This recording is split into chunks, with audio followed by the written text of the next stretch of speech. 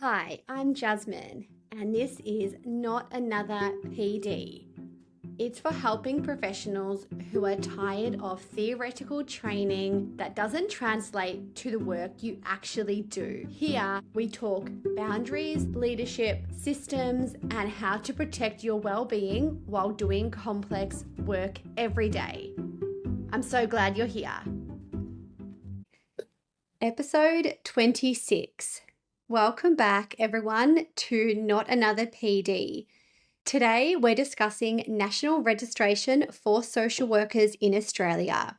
I work alongside psychologists, occupational therapists, and other allied health professionals whose professions have mandatory national registration. Social work does not. That often surprises people.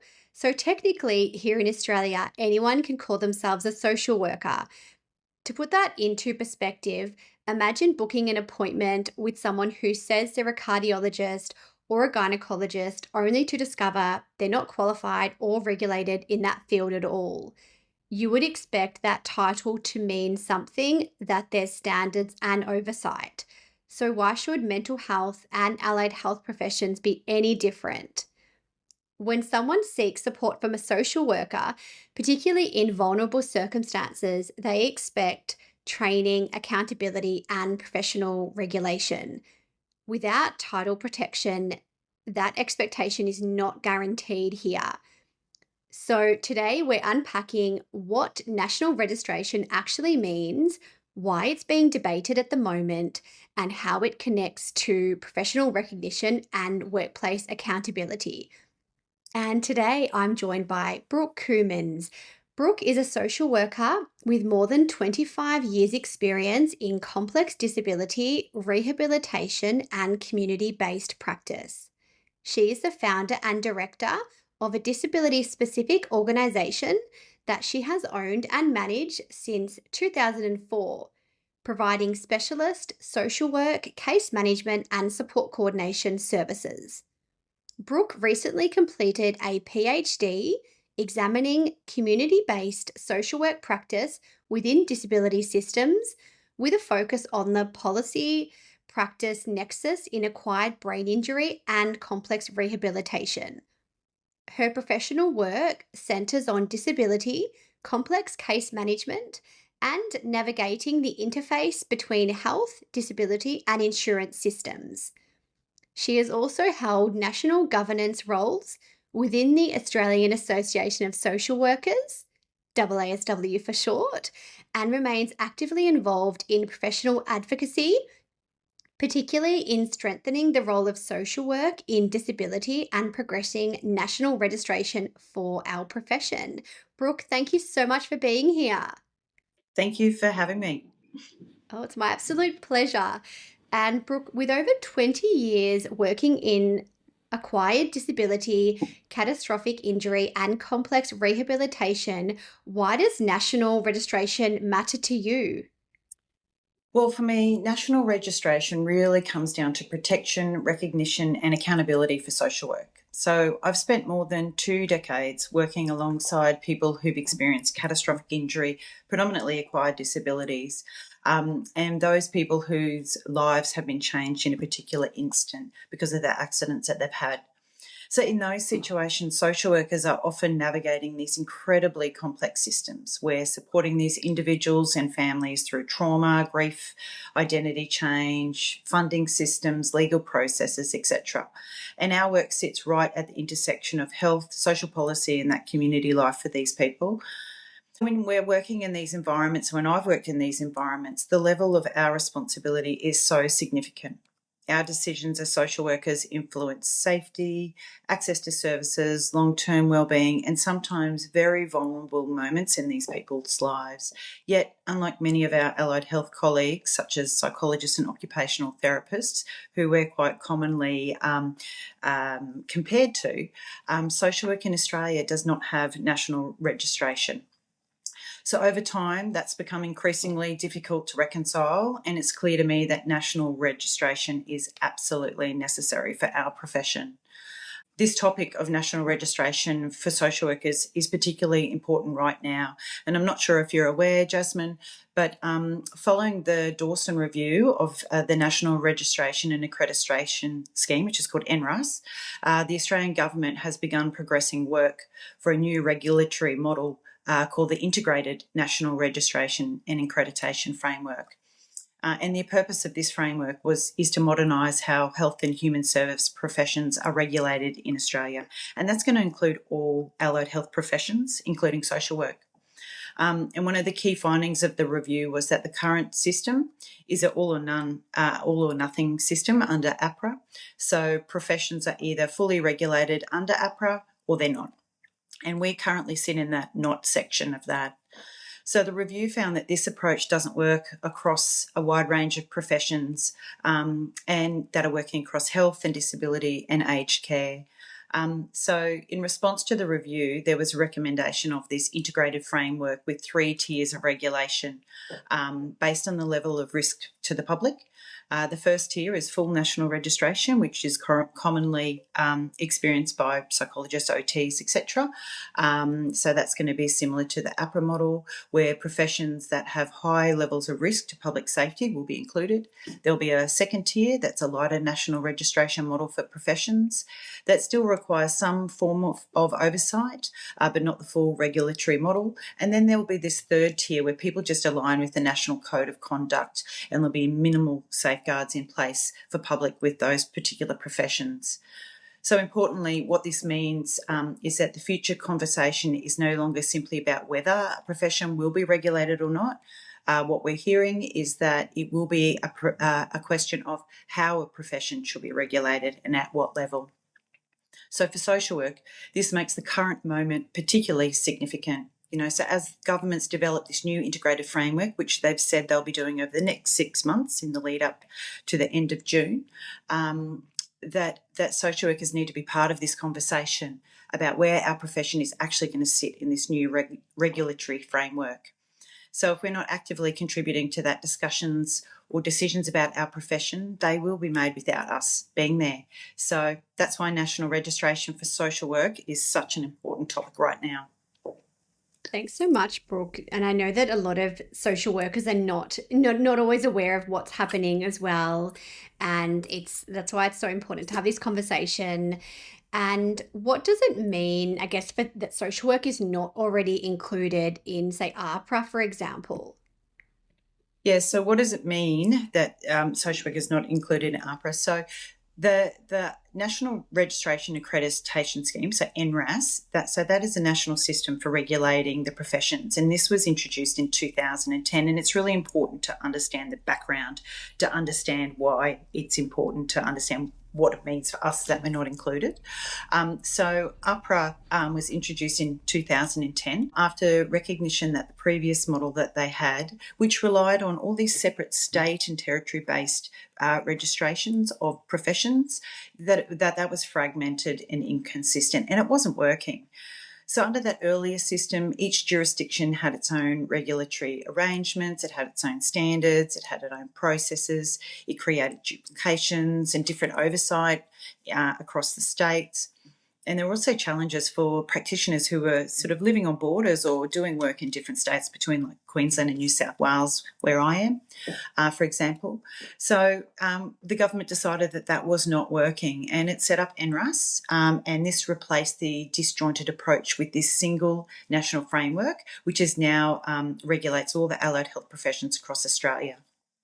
So under this NRAS scheme, professions such as doctors, nurses, psychologists, OTs are registered nationally through APRA. So APRA is the mechanism in which the NRAS is being delivered. So in practical terms, this means that practitioners must meet this nationally agreed standard around qualifications, professional conduct, ethics and continuing professional development in order to remain registered and to practice as that profession. And it also concurrently provides this national complaints and disciplinary process. So what does this mean for social work if we're not included? Well, despite social work practicing in many of the same systems as these regular professions, like in hospitals, mental health, disability, rehab, DVA. There's so many systems that social workers are operating equivalent to our other allied health counterparts. Our profession itself is not part of NRAS. So it means that there's no statutory national registration requirements to practice as a social worker. And there's no one single independent regulator responsible for overseeing our professional conduct, our professional practice, or the profession as a whole. So unlike registered professions regulated through APRA, there's no national authority with the power to investigate complaints, to discipline poor practice, restrict someone from practicing if there's serious concerns about conduct, or even make that public, which if people have seen on APRA, if people are unethically practicing, you can search them and see whether they have been banned. So currently the main mechanism for our professional oversight sits with our professional association. And look, while the association plays an important role in setting the ethical standards and supporting the profession, its jurisdiction is so limited. It can only work with the members, which there's only 17,000 social work members. But as of this year, 2026, there should be around 50,000 practicing social workers in Australia. So that leaves a lot of social workers that are untouchable under any sort of ethical complaints process. And what that does is that it actually means that the public are at risk from those people. And there's no way for social workers to be accountable.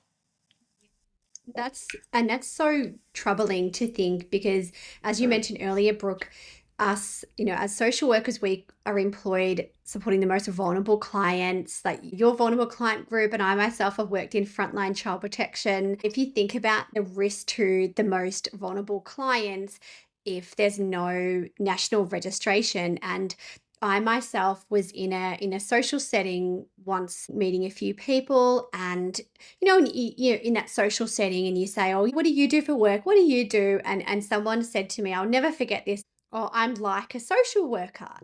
And I said, "Okay, what do you mean?" And then they said, "Oh, well, I do this. I'm a case manager," and they started describing their duties. And I said, "Oh, okay, that sounds interesting." And I said, "Well, I am a social worker." I've heard it so often where just people saying, "Oh, I'm a social worker," it's just thrown around so conversationally now, as though anyone can just call themselves a social worker. And I guess there's that risk, if we don't have title protection for our profession in Australia, then anyone will continue to call themselves a social worker without the relevant qualifications. And for those of us listening who are not social workers, they may not be aware that to become a qualified social worker in Australia, you need to do 1,000 clinical placement hours, which is more than most of the other allied health professionals out there. There's so much to be said about that rich placement experience, and which is why I know for myself, I do actually take offense if someone calls himself a social worker when they haven't actually, done those degrees, done the 1,000 placement hours. And is this something you've seen as well, Brooke, where people sort of flippantly throw around, "Well, I'm a social worker," or "I'm like a social worker"? Oh, absolutely. And when I talk to my social work colleagues all the time, they all say the same thing, and that they come across support workers who say, "Look, I'm a social worker," that there's so much confusion even in the sector that social worker is the same as a support worker. It is really troubling to think, even community workers or youth workers who might have different qualifications are being seen as or called social workers. I think we've all seen it on the news as well, that when there's been a death related to a child protection matter or a domestic violence matter, that the social worker was involved, but often it isn't a social worker, and it's often somebody else who's working in a community services role without our qualifications, and without our background and skill set as well. And look, that brings to the point what you're talking about title protection and what it means. And I don't think people understand that when you are a registered profession, your title, so being able to call yourself a particular profession, such as a social worker, it is a legal title, which means that it is illegal to call yourself a social worker unless you have the qualifications and the skills that are recognised as part of the registration process. So it's this it's not a standalone idea. So having title protection, it sits within this broader regulation system, obviously with the main purpose being to protect the public. But it means that when you are protecting the public, the public can trust that a person using the title has the right qualifications, is practicing to the same standards as the others in that profession, and also can be held accountable if something goes wrong. So, as you said, at the moment, because social worker is not nationally registered, the title isn't protected. So you're right. Everybody out there can actually use it without any sort of recourse or any sort of follow up. So there is not the same assurance to the public that there is this consistent link between our title, our qualifications, ethics and oversight. And that's not because social workers don't want that. It's just because currently we sit outside a regulation framework and a regulation system that is actually anchored in legislation. Yes, all such important points, Brooke. And in helping professions such as social work, role ambiguity and unclear accountability are recognised psychosocial hazards in the workplace. How might the absence of national registration contribute to role ambiguity within organisations, particularly when social workers work a lot in multidisciplinary teams? Role ambiguity tends to occur when there's uncertainty about professional boundaries, responsibility, and decision-making authority within a workplace. Look, and in professions that are nationally registered, there's this shared understanding across the organisations about these professions' qualifications, professional standards, and scope of practice. Because when you're actually looking at when you're looking at the scope of practice of a profession, and when you become registered, they actually identify what their scope of practice is. So when you're able to identify a scope of practice, it sort of helps to demonstrate those professional boundaries, responsibilities, and authority. So, as I said, in professions that are nationally registered, there's usually this shared understanding across them about their qualifications, their standards, and scope. It provides clear reference points to managers, colleagues, and other team members about what the role of those professions are. Because social worker does not currently sit within a national regulatory framework, those expectations can vary across different organisations and different sectors. Job descriptions can be different. Organisational culture and local service models often shape how that role is interpreted. I know as a social worker that I've worked across lots of different sectors. And in certain sectors, such as like health, for example, we have a different level of recognition to, say, if we're a social worker in child protection, where I started my career, compared to in the disability sector. So the fact that it is so variable, because we really don't have it anchored in a nationally recognised framework about what social workers do, it makes it really hard for the role delineation and to be really clear on what we actually can do. So in those multidisciplinary environments where other professions have that regulatory framework, it can sometimes lead to that uncertainty about our specific contribution and the professional authority that social worker may have in that team.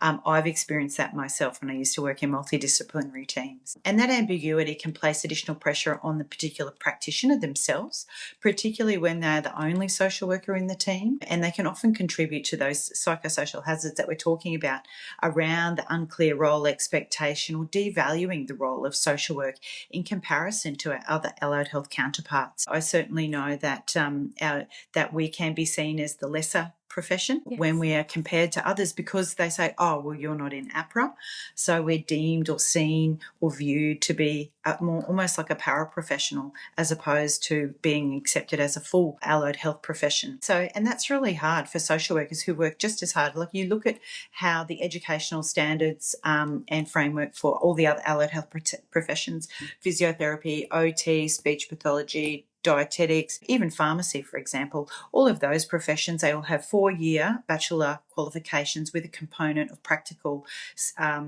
placement, which you talked about just before. We have 1,000 hours.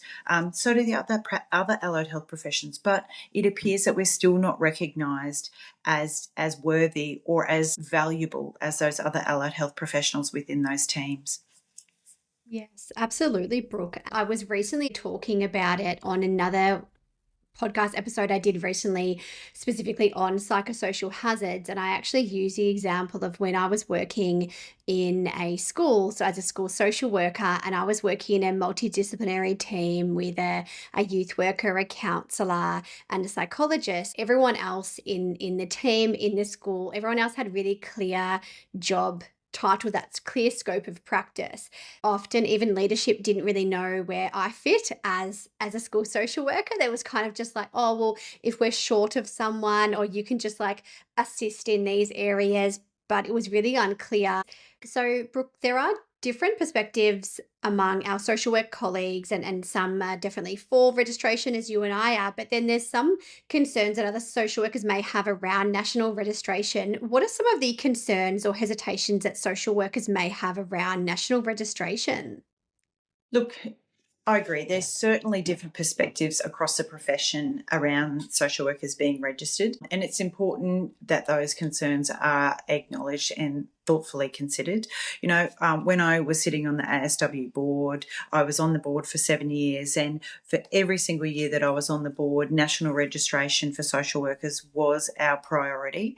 And the reasons why it has taken so long for us to get national registration is not through anything that the association or social work has done. It's about the fact that you need to change the legislation to include social work. So it's a hard task to do.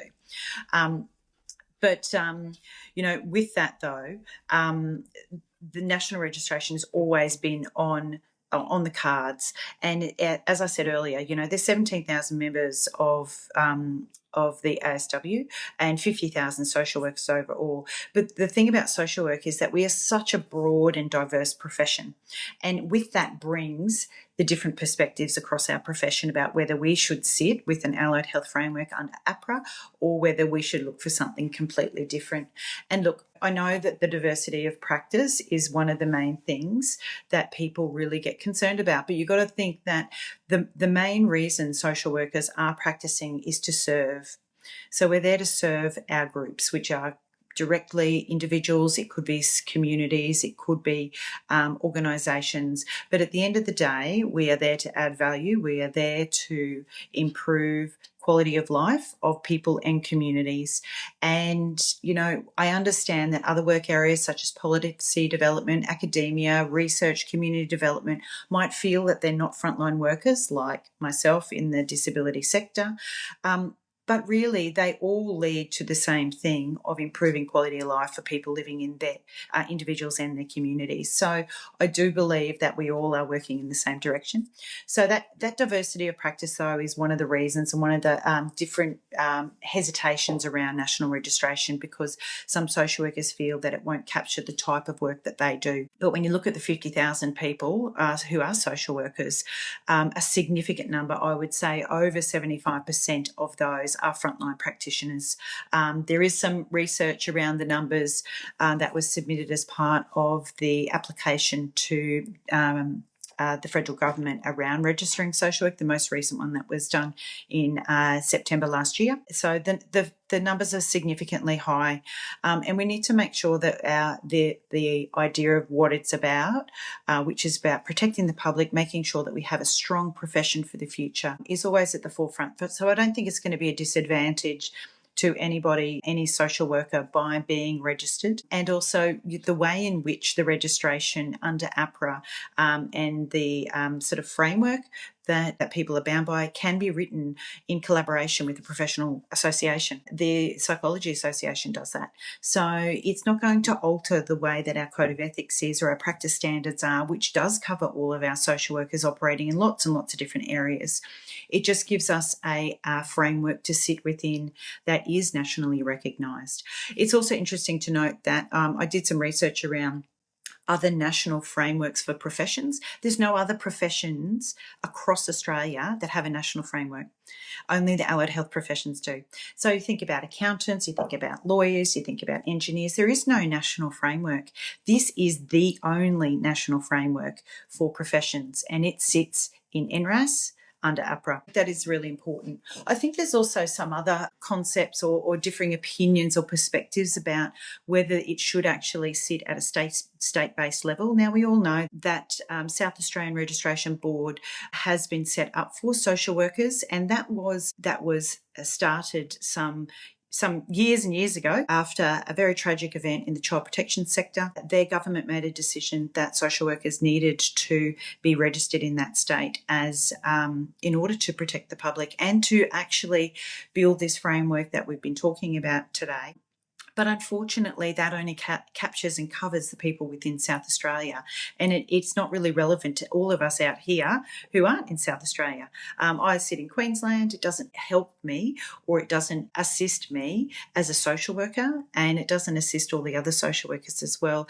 And look, there has been some conversations about whether state-based systems should actually occur, whether we should go back to a state-based system and have state-based systems like the South Australian one across all the other states. That is another opinion. That I believe that would be completely detrimental to our profession. It would actually be stepping us backwards. It would make us be back in the space where allied health professions were prior to 2010. The whole reason why APRA and NRAS were set up was because the government realised that didn't work. They said, this doesn't work, it's fragmented. And look, as a social worker who works in NDIS, DVA, mental health, Medicare, across those national schemes, we need to have a system that allows social workers to be mobile across different states. I don't have the finances to be able to pay for registration in Queensland and then pay for it again in New South Wales and then pay for it again in Victoria. Yes. I also supervise people who are all across the country. So would that mean that I had to be registered in every single state that my supervisees were in? Probably. Yeah, when does it end? Exactly. Yeah. And that's just not fair to social workers as a profession, you know, and I think that we have fought so hard to try and be recognised by the other professions as being equal, yet this would actually make us unequal. If we want to be taken seriously, we need to be sitting at exactly the same table that all these other people are sitting at, all these other professions are sitting at, which is in APRA at the moment. Yes, and it's what you're saying about if we did have those state or territory-based regulatory systems, it would really become disjointed, and then there would be sort of no continuity of standards because every state or territory would set their own standard that's similar to I know every jurisdiction has a different name for it, but the Working with Children check, or the blue card as we call it in Queensland, that I hold, I think I've lost track of 3 or 4 different working with children checks across different jurisdictions because either where I work or the organizations I support. So it's really similar to that. It's so disjointed, and I know it's another conversation, but I don't know why we don't have an Australian-wide working with vulnerable persons check as well. That's something as well that's a very disjointed process. And I also really wanted to ask you a bit more of a personal question. So outside of your professional role, what are some non-negotiable boundaries that you've put in place to protect your well-being, given you do such complex work every day? Look, that's a really good question. I always talk to my social work supervisees about their well-being and their boundaries and their self-care. Look, for me, my non-negotiables is protecting my time with my family. That's probably my number one boundary that I put in place. So I've become much more intentional about looking after my own health and well-being. And in the helping professions, it's easy to put everyone else first, but we often don't take time to take care of ourselves. So for me, it's really simple. Clear boundaries around work. When I finish work, I switch off, and making time for my family and prioritising my own well-being. That helps me reset and return to work with focus and energy for the people that I work with. Thanks, Brooke. A good reminder for all of us. Yeah. And for those of us listening who would like to connect with you or find out a bit more about your work, can you let us know how they can reach you? Yeah, sure. The easiest way is through our social media channels. So you can search for the National Social Work Network, which is a space focused on frontline social work advocacy and the future of our profession. We have pages and a discussion group in both LinkedIn and Facebook. And this is where social workers across different sectors are connecting, sharing ideas, and continuing the conversation around our profession. So anyone interested in our discussion around national registration or the broader social work role in the front line is very welcome to join us there. My organisation is called Rehability Australia. So for people who would like to refer clients, which we work in the catastrophic injury and acquired disability space, so that's people with acquired brain injuries and spinal cord injuries and neurological conditions, they can just look up our website, which is www.rehabilityaustralia.com.au, and navigate to our referrals page and they can connect with us there. Thank you, Brooke. And if you send me all those links, I can put them in the show notes, and that way people can, can definitely get in contact with you and find out more. Brooke, I can't thank you enough for having this chat with me this morning. And whether people are strongly for or against or still forming their view, this is still a discussion that is really worth having. For those of us listening who aren't social workers, this still shapes how professions work together and how accountability is upheld in organisations and the broader service sector. Thank you so much, Brooke, for having this conversation with me. Thanks, Jasmine. Thank you for joining me on Not Another PD. If this episode was helpful and you'd like to find out more, you'll find ways to work with me in the show notes. And if there's a topic you would like covered or someone you think should be on the podcast, I'd love to hear from you. Remember, clear boundaries don't just protect our clients, they protect us too.